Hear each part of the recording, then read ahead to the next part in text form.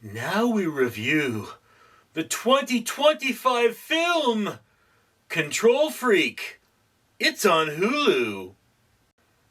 Ladies and gentlemen, I have seen Control Freak, which is the story of a motivational speaker with a compulsion to scratch her head. And,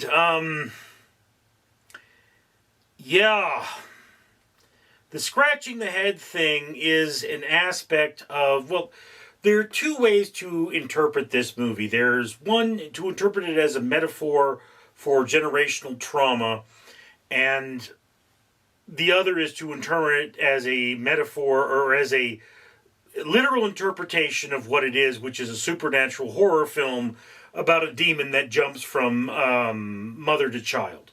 So that's what you essentially have here. Okay?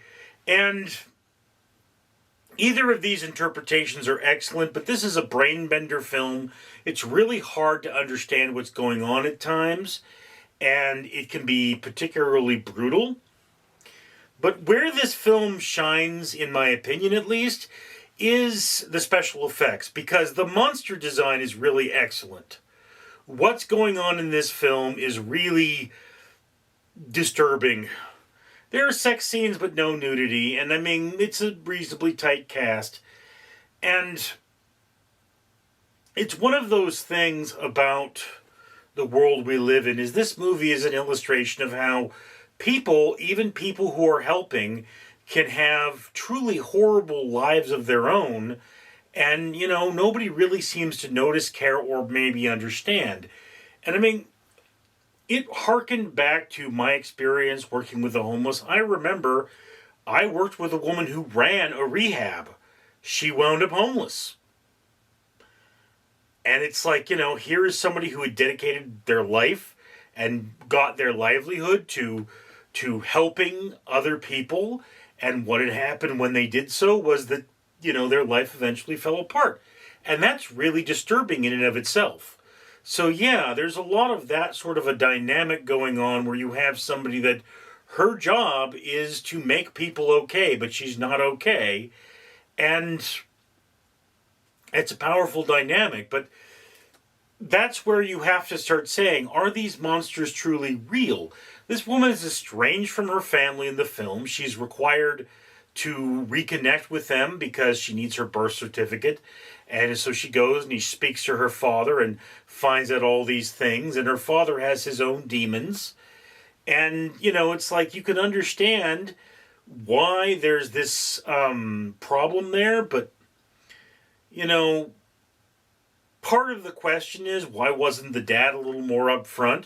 Which, again, harkens back, it's very close to my own chest. Because, my father was not very upfront with me.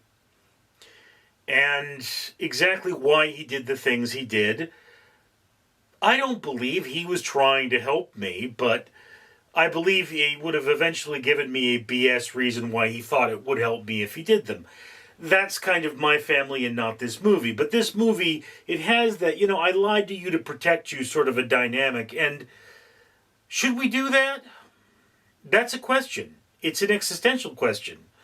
Is it okay to let children believe in Santa? I mean, should I tell children that Santa's not real?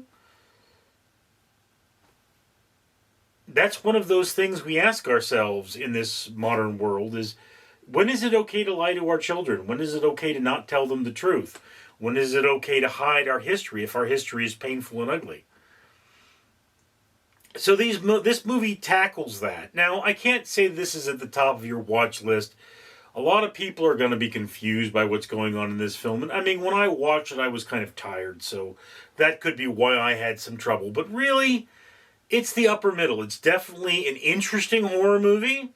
And it's going to scratch your brain. Like the main character does. That was disturbing. I'm Richard. Greetings, humanity. I'm Randall the Rat, and I'm here to remind you that, well, you should probably comment, like, and subscribe now. And why? Well, the world isn't all that great, and Random Street Theater here is trying to change it. We do things like have trash removed from the ocean, pay for trees to be planted, and even feed orphans. And you can help.